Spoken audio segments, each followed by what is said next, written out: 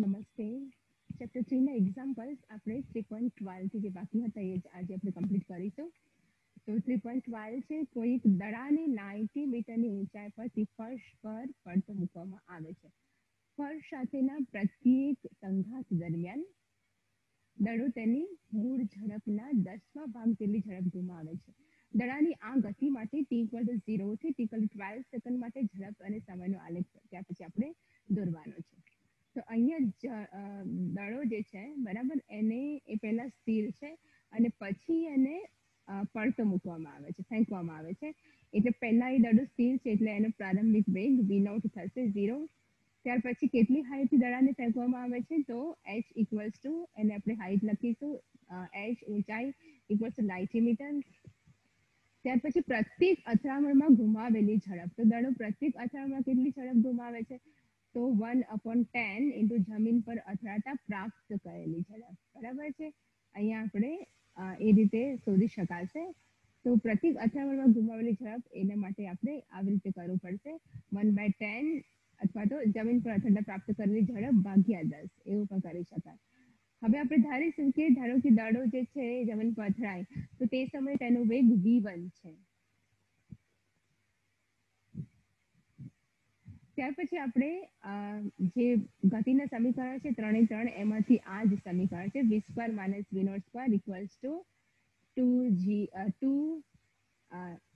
2ad. બરાબર, એ સમીકરણ આપણે મેળવ્યું હતું. એમાં a જે છે પ્રવેગ હતો અને d છે ડિસ્ટન્સ હતો અથવા તો s પણ લખી છે કેટલીક વાર. તો એ જે ઇક્વેશન છે આપણે લગાડવાનું છે તો આપણે એ ઇક્વેશન મૂકીશું v1² - v0² = 2gh. ત્યાર પછી v0 આપણી પાસે 0 છે એટલે આપણે લખીશું v1² - 0 = 2 g = 9.8 અને h જે છે આપણી હાઈટ છે તે 90 મીટર. ત્યાર પછી v1² = આપણને મળશે 2 × 9.8 × 90 તો v1 આપણને મળશે સ્ક્વેર રૂટ કરવું પડશે. બરાબર છે. આનું આપણે v1² આટલું મળે છે તો v1 આપણે કરવા માટે આનું સ્ક્વેર રૂટ કરવું પડશે તો આપણને આન્સર મળશે 42 મીટર પર સેકન્ડ જે વેગનો એકમ છે. ત્યાર પછી હજી આપણે સમય પર શોધવાનો છે આગળ તો આપણે d = v0t + 1/2 ad². બરાબર, એ સૂત્ર આપણે મેળવી ચૂક્યા છે. એ ત્રણ ગતિના સમીકરણ યાદ હોવા જોઈએ. તો એના માટે આપણે આ ઇક્વેશન પરથી મેળવીશું t. તો d = v0t + 1/2 gt². એના પરથી આપણે h = એની જગ્યાએ હવે આપણે મૂકીશું h. v0 તો 0 છે એટલે આખું પ્રથમ પદ 0 થઈ જશે તો આપણને મળશે h = 1/2 gt1². એના ઉપરથી આપણે t1² સૂત્ર કરતા બનાવીશું તો 2 છે અહીંયા જતો રહેશે 2h અને g છે એના છેદમાં આવશે તો આપણને મળશે 2h/g. તો t1² બરાબર મળશે 2h/g. તો એટલા માટે t1 આપણને મળશે સ્ક્વેર રૂટ કરવું પડશે. બરાબર છે. t1 શોધવા માટે તો t1 બરાબર મળશે √2h/g. હવે આપણે h ની કિંમત મૂકીશું સ્ક્વેર રૂટમાં 2 × 90 g = 9.8. તો t1 આપણને મળશે 4.28 સેકન્ડ. હવે પ્રથમ અથડામણ અનુભવી પાછા ફરતા દળે પ્રાપ્ત કરેલી ઊંચાઈ ધારો કે આપણે h1 હોય. બરાબર છે. તો આપણે h નું સૂત્ર આપણી પાસે છે, હાઈટનું સૂત્ર આપણે પ્રક્ષિપ્ત ગતિમાં મેળવી ચૂક્યા છે. બરાબર છે. એ મુજબ આપણે લખીશું h1 = v2² / 2g. એના પરથી v2 આપણને છે આપણી પાસે v2 ની કિંમત તો એ મૂકીશું 37.8 × 37.8 સ્ક્વેર છે એટલા માટે g ની કિંમત લઈશું 9.8. એને સોલ્વ કરીશું તો આપણને મળશે 72.9 મીટર.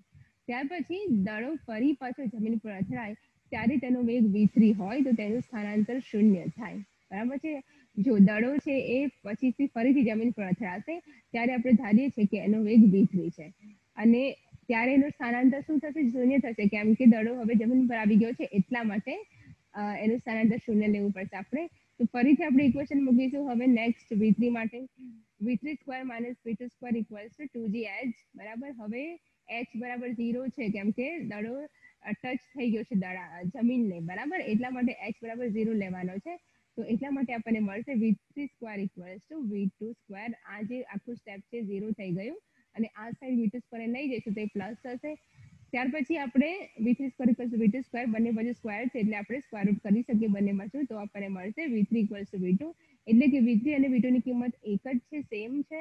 તો આપણે v2 ની કિંમત આગળ શોધી ચૂક્યા છે આપણે. એ શું છે 37.8. એટલે કે v3 ની કિંમત પણ 37.8 મીટર પર સેકન્ડ મળે.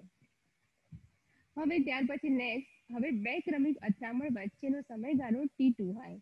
બરાબર છે. આપણે ધારીશું કે ધારો કે દડો છે ફ્લોર પર અથડાય છે અને ફરી પાછો ઉછળે છે અને ફરી પાછો અથડાય છે, બરાબર છે.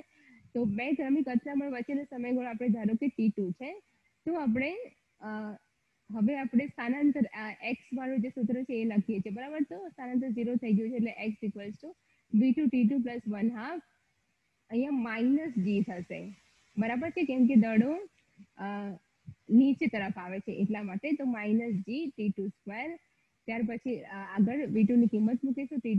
t2 આપણે મેળવવા છે એટલા માટે t2 ને ત્યાર પછી સૂત્ર કરતા બનાવીશું. તો 0 ઇક્વલ્સ ટુ અહીંયા આપણને મળશે v2 t2 બરાબર છે પ્લસ 1/2 માઇનસ t2 સ્ક્વેર. એના ઉપરથી આપણે 0 બરાબર આ જે છે 37.t2 બરાબર v2 ની કિંમત મૂકી છે. પછી g ની કિંમત મૂકી છે -9.8 upon 2 t2 સ્ક્વેર. પછી આ જે છે બરાબર 9.8 by 2 કરીશું તો આપણને મળશે 4.9. એ માઇનસ છે એટલે આ બધું લઈ લઈશું તો પ્લસ થઈ જશે. તો આપણને મળશે 4.9 t2 square equals to 37.8 t2. ત્યાર પછી t2 સ્ક્વેર છે એટલે આ બાજુથી એક t2 કેન્સલ થઈ શકે. તો આ બાજુ એક લેફ્ટમાં LHSમાં એક t2 રહેશે. RHS વાળો t2 છે કેન્સલ થઈ જશે. તો LHSમાં એક t2 રહેશે. એની આપણે કિંમત શોધવી છે. તો 4.9 ને હવે છેદમાં લઈ લઈશું, બરાબર છે. 37.8 ના છેદમાં લઈ લઈશું તો આપણને મળશે t2 ઇક્વલ ટુ 7.714 સેકન્ડ. તો એટલો સમય લાગશે t2. ત્યાર પછી બીજી અથડામણ પછીનો વેગ. હવે આપણે ધારીશું કે બીજી અથડામણ પછીનો વેગ છે v4 છે, બરાબર. તો એ કેટલો થાય છે 10% ઓફ v3. એવું આપણે ક્વેશ્ચનમાં કહ્યું છે કે એ 10% ઓફ v3 છે. તો v4 કેટલા હોય? તો v3 માઇનસ 10% ઓફ v3 બરાબર. આપણે એવું મેથ્સમાં કરીએ છીએ. v4 બરાબર લખીશું v3 minus 10% of v3. Okay, તો therefore v4 equals to v3 ની કિંમત આપણને મળી છે v2 ની જેટલી જ, બરાબર 37.8. તો 10% ઓફ v3 એટલે કે 10% ઓફ 37.8 એટલે શું કરવાનું? 37.8 into 100 ભાગ્યા 100 બરાબર. 37.8 ગુણાકાર 10 ભાગ્યા 100 ટકા કાઢવાના છે. તો એ મળશે 3.78. તો આપણને v4 મળશે 34.02 મીટર પર સેકન્ડ. તો હવે T2 જે છે એ શું છે? ઉડ્ડયન સમય પણ છે અને એ ઇક્વેશન આપણે મેળવી ચૂક્યા છે, બરાબર, પ્રક્ષિપ્ત ગતિના સમીકરણમાં. તો T2 બરાબર આપણે લખી શકીશું 2t ડેશ. ઓકે, એટલે કે શું છે? મહત્તમ ઊંચાઈએ પહોંચતા લાગતો સમય બરાબર તે જ સ્થળે પાછા ફરતા લાગતો સમય. દડાને જે સમય મહત્તમ ઊંચાઈએ પહોંચવા લાગે છે, મહત્તમ ઊંચાઈ આપણને ખબર છે, આપણે કોઈ પણ પ્રક્ષિપ્ત પદાર્થને બરાબર પ્રક્ષિપ્ત કરીએ છીએ ત્યારે એ કેટલીક ઊંચાઈ સુધી જાય છે અવકાશમાં, હવામાં, અને પછી અમુક ઊંચાઈ પછી એ પડવાની શરૂઆત કરે છે. તો એ ઊંચાઈને આપણે મહત્તમ ઊંચાઈ કહીએ છીએ.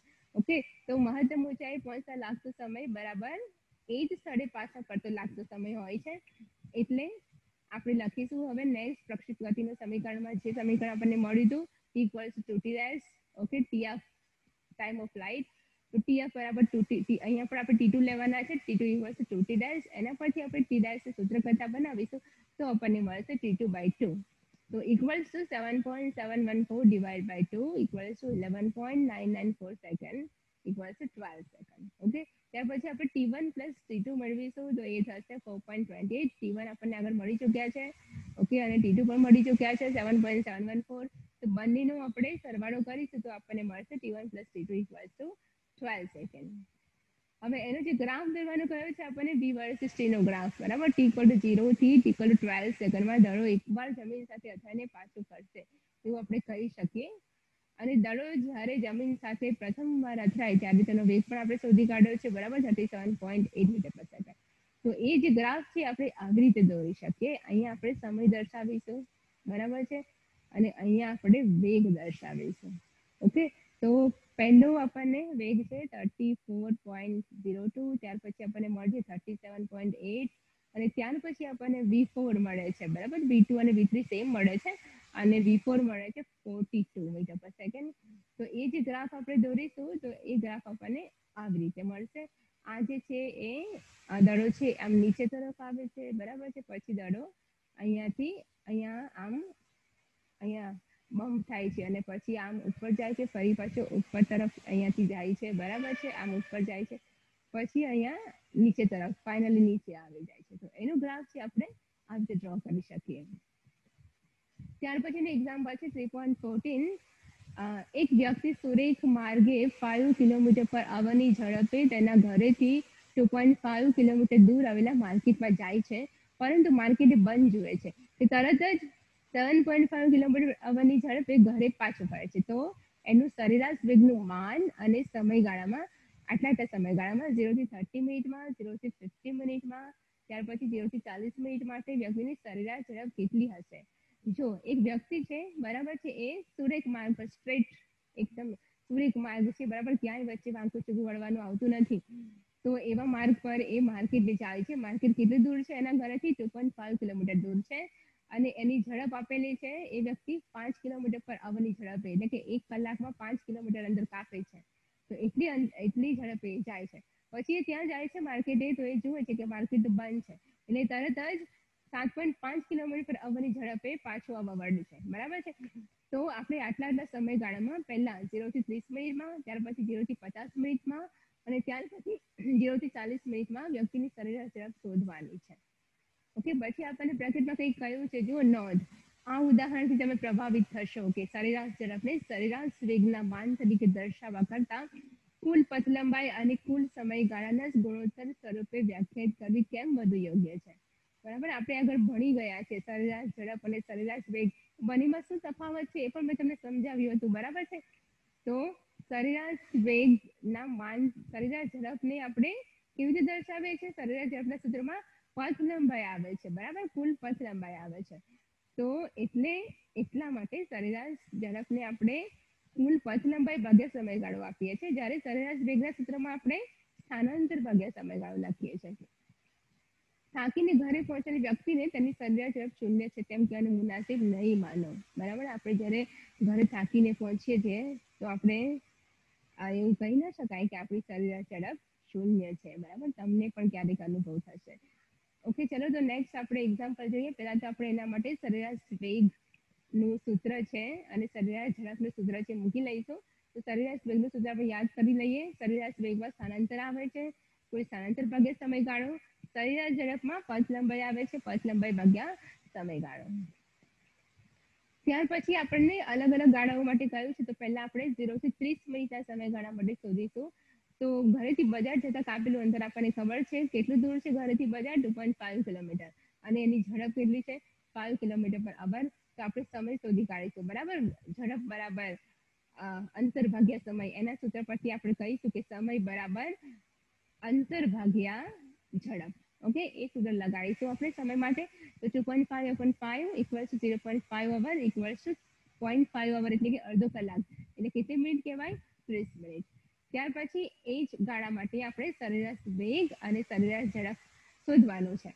તો સરેરાશ વેગ નું સૂત્ર છે આપણી પાસે સ્થાનાંતર ભાગ્યા સમય. તો એ મૂકીશું 2.5, સમય છે 0.5 બરાબર, એટલે થશે એ 5 કિલોમીટર પર અવર સરેરાશ વેગ થશે. જ્યારે સરેરાશ ઝડપ પર સરખી જ થશે. જુઓ અહીંયા પથ લંબાઈ ભાગ્યા સમય. તો પથ લંબાઈ કેટલું અંતર એને પથ લંબાઈ એની કેટલી છે? 2.5 બરાબર છે. અને એનો સમયગાળો તો સેમ જ રહેશે બંનેમાં. તો એ મળશે 0.5, એટલે મળશે 5 કિલોમીટર પર અવર. ત્યાર પછી 0 થી 50 મિનિટના સમયગાળા માટે હવે વ્યક્તિ છે એ પાછી ફરે છે બરાબર. 0 થી 50 મિનિટના સમયગાળામાં વ્યક્તિ પાછી ઘર તરફ ફરે છે, ત્યારે એનો વેગ આપેલો છે આપણને, કેટલો છે? 7.5 કિલોમીટર પર અવર છે, રાઈટ. તો અહીંયા ઘરે પાછા ફરતી વખતે કાપેલું અંતર, ઘરે પાછા ફરતી વખતે કાપેલું અંતર છે, અંતર તો સરખું જ રહેવાનું છે બરાબર, માત્ર વેગ બદલાય છે. વ્યક્તિ જ્યારે ઘરેથી બજાર તરફ, માર્કેટ તરફ નીકળે છે ત્યારે એનો વેગ અલગ છે. પછી માર્કેટ બંધ જુએ છે ત્યારે એનો વેગ અલગ થાય છે બરાબર છે. તો હવે એનો વેગ 7.5 કિલોમીટર પર અવર છે. અને ઘરે પાછા ફરતી વખતે કાપેલા અંતર તો સેમ જ રહેશે, 2.5 કિલોમીટર. તો અહીંયા આ અંતર કાપતા લાગતો સમય જે છે બરાબર છે, એ આપણે લખીશું હમણાં જેમ આપણે શોધ્યું હતું સમય બરાબર, સૂત્ર લગાડીને.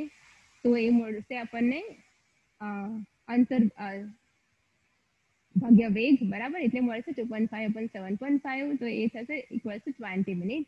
એટલે કે લખી શકાય એને અવર્સમાં 1/3 અવર બરાબર છે. મિનિટને હવરમાં ફેરવતા હવે તમને આવડી ગયું હશે, મેં આગળ શીખવાડ્યું છે. ત્યાર પછી આથી મુસાફરી પૂર્ણ કરતા એને કુલ સમય કેટલો લાગશે? તો આગળ એને 30 મિનિટ લાગે છે, હવે એને 20 મિનિટ લાગે છે બરાબર. તો ટોટલ મિનિટ એને થશે 50 મિનિટ, એટલે કે થશે 5/6 hour. ત્યાર પછી આપણે શોધીશું વ્યક્તિએ કરેલું સ્થાનાંતર. તો અહીંયા વ્યક્તિ સ્થાનાંતર કેટલું કરે છે? તો 2.5 એટલે કે માર્કેટે જાય છે ને પાછો માર્કેટથી ઘરે આવે છે, બરાબર? એટલે 2.5 એ જાય છે ને પાછો -2.5 કાપી એટલે 0 સ્થાનાંતર થશે, બરાબર? આપણે ભણી ગયા છે કે જ્યાંથી શરૂઆત કરીએ અને ત્યાં પાછા આવીએ તો કુલ સ્થાનાંતર કેટલું થાય? 0 થાય. ઓકે, તો એટલે સરેરાશ વેગના સૂત્રમાં સ્થાનાંતર આવે છે તો સરેરાશ વેગ પણ 0 થાય. હવે મુસાફરી પૂર્ણ કરતા કાપેલું અંતર છે એ કેટલું થશે? 2.5 + 2.5 ટોટલ અંતર થશે 5 કિલોમીટર. અને એટલે સરેરાશ ઝડપ હવે થશે, સરેરાશ ઝડપના સૂત્રમાં શું આવે છે? બરાબર, આગળ આપણે સૂત્ર મૂકી લીધું છે એટલે આવશે 5/5/6 મળશે 6 છે છેદમાં છે એટલે ઉપર જશે 5 કેન્સલ થશે તો આપણને મળશે 6 km/h. ત્યાર પછી નેક્સ્ટ આપણને કહ્યું છે 0 થી 40 મિનિટના સમયગાળા માટે. તો માણસે ઘરેથી બજારમાં જવા માટે લીધેલો સમય એ પહેલા આપણે શોધી કાઢ્યો છે 30 મિનિટ. ત્યાર પછી પાછા ફરતા ગતિ કરવા માટે મળેલો સમય, અને ગતિ કરવા માટે કેટલો સમય મળે છે? તો એ છે 40 - 30 થશે, બરાબર છે? તો ગતિ કરવા માટે એને લીધેલો સમય 10 મિનિટ થશે. તો એ 10 મિનિટમાં કાપેલું અંતર હવે આપણે શોધીશું. તો પાછા ફરતી વખત તો વેગ ગુણ્યા સમય, બરાબર? હવે આપણે આ સેમ સૂત્ર વેગ બરાબર અંતર ભાગ્યા સમય, એ સૂત્રથી જો આપણને બે રાશિઓ ખબર હોય, બરાબર, વેગ અને અંતર ખબર હોય તો સમય શોધી શકીએ, વેગ અને સમય ખબર હોય તો આપણે અંતર શોધી શકીએ. ઓકે, એવી જ રીતે વેગ અને અંતર ખબર હોય તો આપણે સમય શોધી શકીએ. તો એ ત્રણમાંથી, એ વેગના સૂત્રમાંથી આપણે જો કોઈ પણ બે રાશિ જાણતા હોઈએ આપણે ત્રીજી રાશિ શોધી શકીએ છીએ. તો અહીંયા આપણે અંતર શોધવું છે, બરાબર? તો પાછું આપણે વેગનું સૂત્ર વાપરીશું એટલે વેગ ગુણ્યા સમય. તો વેગ હતો 7.5 એ આપણે શોધી કાઢ્યો છે ગુણ્યા, બરાબર છે, 10/60 સમય છે એટલું. તો એ મળશે ઇક્વલ્સ ટુ, અહીંયા આપણે 10 મિનિટ છે, બરાબર છે, એટલે અહીંયા 60 વડે ભાગ્યા છે આપણે એને, તો 1.25 કિલોમીટર. તો એટલું અંતર એને કાપ્યું હોય. ત્યાર પછી એના માટે 0 થી 40 મિનિટ માટે આપણે સરેરાશ વેગ અને સરેરાશ ઝડપ શોધવાનું છે, બરાબર? દરેક વખતે આપણે સરેરાશ વેગ અને સરેરાશ ઝડપ શોધવાનું છે. તો ત્યાર પછી માણસે કરેલું સ્થાનાંતર હવે આપણે શોધીશું. તો 2.5 - 1.25 થશે 1.25 કિલોમીટર. હવે સરેરાશ વેગ થશે, બરાબર છે, સરેરાશ વેગ 1.125/40 / 60. જો અહીંયા 40 મિનિટ છે, બરાબર છે, તો 40 મિનિટ છે એટલે આપણે એને અવરમાં ફેરવવા છે. તો અવરમાં ફેરવવા છે તો આપણે શું કરીશું? એને 60 મિનિટ વડે 60 વડે ભાગીશું એટલે કલાકમાં ફેરવવા છે એટલા માટે. તો અહીંયા સીધું જ આપણે, તમે અહીંયા મેળવીને પણ શોધી શકાય, અહીંયા મેળવીને પણ કલાકમાં ફેરવી શકાય, બરાબર? પણ આપણે સીધું અહીંયા જ કરી દીધું છે 40/60. પછી આપણે 60 છે ઉપર લઈ જઈશું 1.25 ગુણાકારમાં 60/40 કરીશું તો આપણને મળશે 1.875 km/h. ત્યાર પછી સરેરાશ ઝડપ છે કુલ અંતર ભાગ્યા સમય ઇક્વલ્સ ટુ 2.5 + 1.25, બરાબર? સમય કેટલો લીધો છે? 2/3 આપણે આગળ લખી ચૂક્યા છે. તો ઇક્વલ્સ ટુ આપણને મળશે, ફરીથી અહીંયા આપણે 2/3 છે એને ફરીથી એને અહીંયા 60/40 કર્યું, અહીંયા જેમ કર્યું એમ, બરાબર? તો ઇક્વલ્સ ટુ આપણને મળશે 5.65 km/h. તો અહીંયા જોઈ શકાય બીજા કિસ્સામાં આપણે સરેરાશ વેગ 0 મળે છે પણ સરેરાશ ઝડપ 0 મળતું નથી, આપણે જોઈ ગયા છે, બરાબર છે? ત્યાર પછીનો એક્ઝામ્પલ છે 3.18. કોઈ એક રાજમાર્ગ પર, બરાબર છે, 30 km/h ની ઝડપે દોડતી પોલીસ વાનમાંથી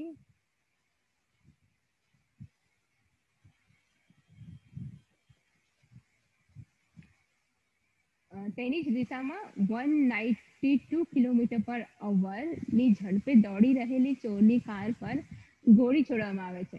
જો બંદૂકની નળીમાંથી નીકળતી ગોળીની ઝડપ 150 km/h હોય તો ગોળી ચોરની કારને કઈ ઝડપે અથડાશે? બરાબર છે, અહીંયા એવું કહ્યું છે કે એક રાજમાર્ગ છે, બરાબર? તો એના પર 30 km/h ની ઝડપે દોડતી પોલીસની જે કાર છે એની ઝડપ છે 30 km/h. ઓકે, અને એની જ દિશામાં, એટલે એ જે દિશામાં જાય છે એ જ દિશામાં ચોરની કાર પણ જઈ રહી છે. ચોરની કારની ઝડપ છે 192 km/h. ઓકે, તો ચોરની કાર પર પોલીસ જે છે એ ગોળી છોડે છે. હવે જો બંદૂકની નળીમાંથી નીકળતી ગોળીની ઝડપ, ત્યાર પછી ગોળની ઝડપ પણ કંઈક અલગ છે. જો એ છે 150 કિલોમીટર પર અવર. તો ગોળી ચોરની કારની કઈ ઝડપે અથડાશે? તો આપણે પોલીસ જે છે એ ચોરની કાર પર ગોળી છોડે છે, તો ગોળીની ઝડપ આટલી છે, બરાબર છે, 150 કિલોમીટર પર અવર. તો એની એ જે છે એ ચોરની કારને કેટલી ઝડપે અથડાશે એ આપણે શોધવાનું છે. તો પહેલા તો આપણે લખીશું ચોરની કારનો વેગ બરાબર વેલોસિટી ઓફ થીફ, વીટી કહીશું એને આપણે ઇક્વલ ટુ લખીશું 190 કિલોમીટર પર અવર. પછી આપણે એને મીટર પર સેકન્ડમાં કન્વર્ટ કરવાના છે, એટલે એ મેં તમને શીખવ્યું છે 190 into 1000 ડિવાઇડ બાય 3600 કરવાના છે. તો એ મળશે આપણને 160/3 મીટર પર સેકન્ડ. ત્યાર પછી પોલીસની કારનો વેગ આપણે શોધીશું, તો વીપી લખીશું એને બરાબર વેલોસિટી ઓફ પોલીસ, તો ઇક્વલ્સ ટુ 30 કિલોમીટર પર અવર ઇક્વલ્સ ટુ 25/3 મીટર પર સેકન્ડ મળશે. ત્યાર પછી ચોરની કારનો પોલીસની કારની સાપેક્ષે વેગ, બરાબર છે, તો એ થશે એ આપણે આગળ ભણી ગયા છે, બરાબર, એનો બીની સાપેક્ષે વેગ એવી રીતે. તો ચોરની કારનો પોલીસની કારની સાપેક્ષે, એટલે આપણે લખીશું વીટીપી, બરાબર, velocity of thief, car of thief with respect to car of police. તો એ લખીશું વીટીપી ઇક્વલ ટુ વીટી માઇનસ, અહીંયા જે પહેલા આવે છે એ હંમેશા અહીંયા પણ પહેલા આવે છે, બરાબર, યાદ રાખવાનું છે. તો વીટી માઇનસ વીપી, હવે એ છે 160/3, બરાબર, એ આપણે લખ્યું છે મીટર પર સેકન્ડમાં, ફેરવ્યા છે આગળ, માઇનસ 25/3, તો એ થશે 45 મીટર પર સેકન્ડ. ત્યાર પછી બંદૂકમાંથી નીકળતી ગોળીનો વેગ, બરાબર છે, એને આપણે બીબી ડેશ કહીશું, એ છે 150 મીટર પર સેકન્ડ. તો બંદૂકની ગોળીનો પોલીસની કારની સાપેક્ષે વેગ, એને આપણે હવે લખીશું વીબીપી. વીબી ડેશ છે એને જ આપણે હવે વીબીપી થશે, બરાબર છે, બંદૂકની ગોળીનો પોલીસની કારની સાપેક્ષે વેગ પણ એટલો જ થશે વીબી ડેશ જેટલો. હવે ચોરની કારને અથડાતી વખતે બંદૂકની ગોળીનો વેગ, બરાબર, તો એ આપણે એના માટે આપણે શું કરવું પડશે? વીબીપી માઇનસ વીટીપી શોધવું પડશે. આપણે બંદૂકની ગોળીનો વેગ શોધવો છે, બરાબર છે, તો એ આપણને વીબી ડેશ છે આવી રીતે મળશે, વીબીપી માઇનસ વીટીપી. ઓકે, તો અહીંયા આપણે વીબીપી છે, અહીંયા આપણે લખ્યું છે આ છે 150 મીટર પર સેકન્ડ, અને આપણે શોધી કાઢ્યું છે વીટીપી 45, તો એ આપણને મળશે 105 મીટર પર સેકન્ડ. Okay, thank you. તો અહીંયા આપણા ચેપ્ટર 3 ના એક્ઝામ્પલ્સ પૂરા થાય છે.